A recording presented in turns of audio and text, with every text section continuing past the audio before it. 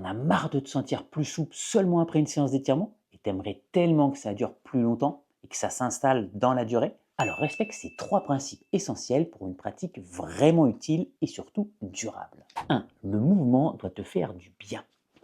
Si tu associes la mobilité à la douleur, tu es carrément à côté de la plaque. Sans compter que ton système nerveux, il va se braquer et alors là, tu n'es pas prêt du tout de progresser. Dans mes coachings, je cherche avec la personne le bon dosage pour que chaque séance soit agréable et encourageante. 2. La mobilité doit être utile et pas acrobatique.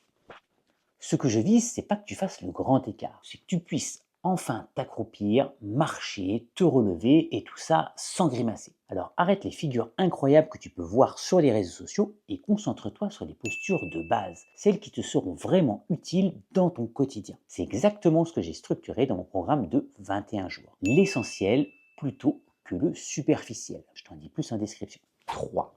Moins mais plus souvent.